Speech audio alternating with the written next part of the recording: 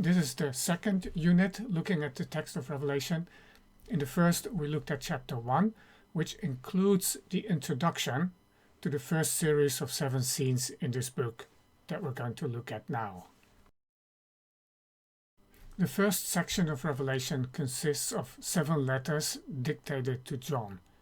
There's some variation, but for the most part these letters follow the same format. I start with an overview of the elements that make up each letter. First, there's an address to the angel of the church in Ephesus in the first letter. I talked about the difficulty of addressing a letter to an angel in the previous unit. What does this mean?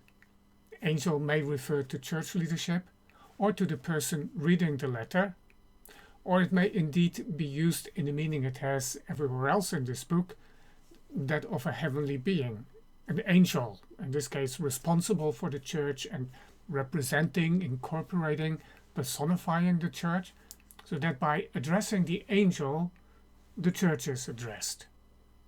Because whatever the meaning of angel, it is clear that the letter addresses the church and is to be read and taken to heart by the church. And indeed, each letter is to be read by all the churches, since every church receives all 7 letters. Then the author identifies himself, the words of him who, in the first case, holds the 7 stars in his right hand, who walks among the 7 golden lampstands. With one exception, the letter to Philadelphia, these identifying words are taken from the description of Jesus in the opening vision in chapter 1. And in every case, this description of Christ has something to do with the message of the letter. In the letter to Ephesus, Jesus walks among the 7 lampstands and threatens to take the lampstand of this church away. The third element is a commendation, a word of praise. I know, says Jesus. What follows in the first letter is quite a list, 2 verses long. Now, 2 churches do not receive such praise, the church of Sardis and Laodicea. Next follows a reproach or an accusation. But I have this against you. 2 churches are not reproached. That's the church of Smyrna, the suffering church, and the church of Philadelphia. Where there is a reproach, there is also a call to repent, although this element varies in form the most. There follows a sanction or a consequence that is threatened if there is no repentance. If not, I will, for Ephesus, remove your lampstand from its place, 2 verse 5. There are 2 more elements. These change order after the third letter. First, there's a call to heed what is being said. He who has an ear, let him hear what the Spirit says to the churches. Notice the plural, churches. Although each letter specifically addresses one church, it is to be read and taken to heart by all the churches. It's an indication that these letters actually have a far broader application than just that to the original audience of the church addressed, or even just the 7 churches in Asia. And it's precisely their concrete, time-bound message that makes them timeless, relevant to all ages. And last, there is a promise given to the one who conquers. Notice the military language. We are in the context of warfare, which is an important theme in this book. However, as we will see, the way war is waged in Revelation and the weapons that are used are highly unusual. Now, in most cases, the promise takes an element from the concluding chapters of the book. For Ephesus, it's the right to eat of the tree of life, given in 2 verse 7, and this tree will reappear in chapter 22. We shouldn't think that each church receives a specific different promise, different from the ones the other churches receive. Rather, it is a sample of the larger blessing or reward that awaits those who persevere and conquer. In other words, all the churches are to receive all the promised blessings. So, in conclusion, an overview of the elements that appear in all, or at least in most, of the letters: address, a self-identification of Jesus, commendation or praise, reproach, directive, sanction or threat, a call to hear, and a promise. Before I go on to talk about a few specifics included in these letters, one more general point. They are not 6 or 7 phases in church history, although this is sometimes taught.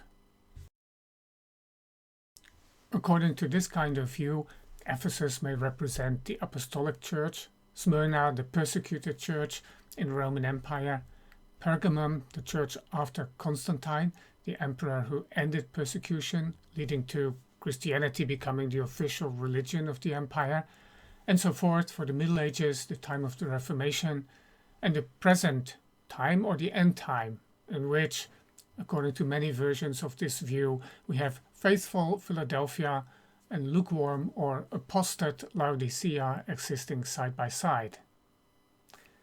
However, nothing in the letters suggests that we are to understand them in this way. They are written to 7 very real churches. The division of church history proposed by this interpretation is forced and overlooks the enormous diversity that existed at every time. In any phase of church history, we can find each type of church. Therefore, in any phase of church history, each letter has the potential to speak anew to the church and to us. One thing that stands out in these letters is that Jesus knows each church and its local circumstances extremely well. I will briefly discuss 3 examples of this. Now, if you would like more information on the 7 cities and their churches, I recommend this article or essay, The 7 Cities of Revelation, which is accessible through the web address that is shown here. First, Revelation 2 verse 13. I know where you dwell, where Satan's throne is. Yet you hold fast my name, and you did not deny my faith, even in the days of Antipas, my faithful witness, who was killed among you where Satan dwells. Satan's throne. What does this mean? Well, several explanations have been proposed. 1. Pergamum boasted an impressive altar dedicated to Zeus. The photo here shows a model of the Acropolis, the ancient center of Pergamum, and it shows this altar in the center. 2. Pergamum was an important center for the cult of Asclepios, the ancient god of healing, and interestingly, Asclepios was often portrayed as a serpent, so perhaps reminding John and others of Satan as the serpent later in the book. And then 3, the city was the earliest and most important center for emperor worship in the east. And 4, it was also the seat of the Roman proconsul administrating the entire province. It was therefore the seat of Roman power. Now, I find the latter 2 explanations most convincing. After all, in the book of Revelation, it's the emperor cult that will soon bring persecution to the church. The first temple in Asia dedicated to a living emperor was approved by Augustus in 29 BC and built in Pergamum. This temple frequently appears on coins issued by the city. It is in Pergamum that the emperor cult had its strongest center, therefore Satan's throne. Second, Revelation 3 verse 3. If you will not wake up, I will come like a thief, and you will not know at what hour I will come against you. Now, this is not a reference to the second coming, even though the image of a thief coming at night is used in that context as well. But twice, Sardis had been conquered because it had been insufficiently watchful. Its upper city was located on top of a hill with steep and crumbly sides, about 500 meters above the surrounding plain. This was a very strategic location. Nevertheless, the city was captured by surprise twice in its history. According to the Greek historian Herodotus, the Persian king Cyrus managed to enter the city by climbing up to an unguarded spot. Unguarded because it was considered unassailable. This was in 546 BC. And in 214 BC, Antiochus III of Syria likewise took the city by exploiting an unguarded spot.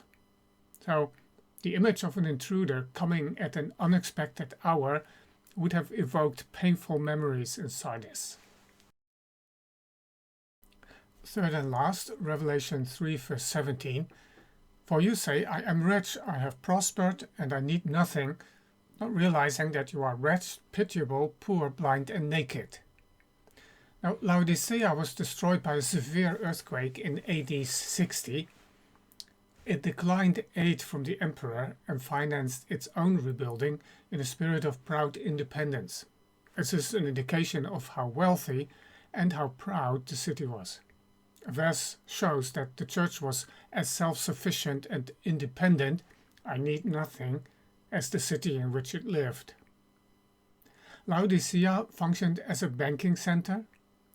There was a well-known medical school where a standard medical text on eye conditions had been written.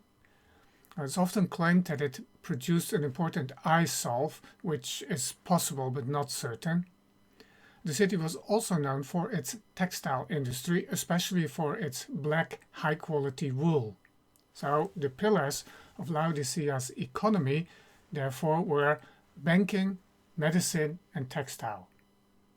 Yet Jesus describes the city as poor, blind, and naked. Let's read what comes next. I counsel you to buy from me gold refined by fire, so that you may be rich, and white garments, so that you may clothe yourself, and the shame of your nakedness may not be seen, and salve to anoint your eyes, so that you may see. Now, Jesus offers gold, white garments, and eye salve, true wealth, true clothing, and true medicine. The advice to buy these things fits well with the commercial nature of the city. The sarcasm is obvious. This rebuke must have stung. All right, next I'll discuss a few difficulties in the text. First, the Nicolaitans. They are mentioned in 2 verse 6 without any explanation of what they stood for. They are not mentioned in any other book of the New Testament, but they do reappear in Revelation 2 verse 14 and 15. There we learn that their teaching is like that of Balaam. In the book of Numbers, Balaam is the prophet magician who is hired by the king of Moab to come and curse Israel. This went badly wrong because every time he opened his mouth, blessing came out. Nevertheless, he left the Moabites with advice on how they could get the Israelites after all. Get them to eat food sacrificed to idols and engage in sexual immorality. That is the issue, idolatry and immorality.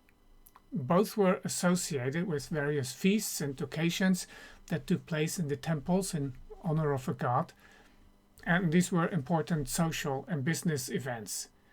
There was a cost to not participating, and therefore pressure to do so anyway. Apparently, the Nicolaitans had developed a theological rationalization to make participation acceptable, no doubt involving some creative theology and exegesis. This is confirmed by the fact that in 2 verse 20 we read again about the same issue. There it's not the Nicolaitans, but the woman Jezebel who seduces the people of God to sexual immorality and idolatry. Jezebel here may well be a symbolic name. In the book of Kings, she is the queen who strongly promoted the worship of Baal among the Israelites. That this issue appears in 3 of the 7 letters shows it was a serious threat. We may not know what the exact teaching of the Nicolaitans entailed, but clearly it stood for unacceptable compromise with the ruling religion and ideology. And by the way, the hidden manna promised to the conquerors in 2 verse 17 no doubt stands in contrast to these idolatrous meals. Then 2 verse 17, I will give him a white stone with a new name written on the stone that no one knows except the one who receives it. That's a hard one, and many solutions have been proposed. Probably a combination of allusions is intended, and especially these two. First, a stone could be used as a token of admission or membership. And second, in a law case, a juror would use a white pebble to cast a vote in favor of the acquittal of the accused. The new name promised is presumably that of the individual receiving the stone, not a new name of God or Christ, different from Revelation 3 verse 12, where the name explicitly is that of God, Jesus, and their city. The new name symbolizes a new life and a new identity. It is a beautiful gift.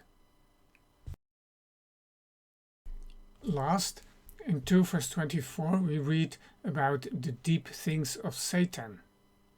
Now, this must have something to do with justifying participation in sexual immorality and idolatry in the preceding verses, but the exact meaning is lost to us. However, the application is clear. Don't be swayed by people who claim superior and special spiritual knowledge or insight. And with this, we have come to the end of the 7 letters. I will leave you with these 2 questions. Where in these 7 letters do you recognize your church? And what do you think Jesus would say to your church or community? I suggest take a moment to think about it and pray for your church or community.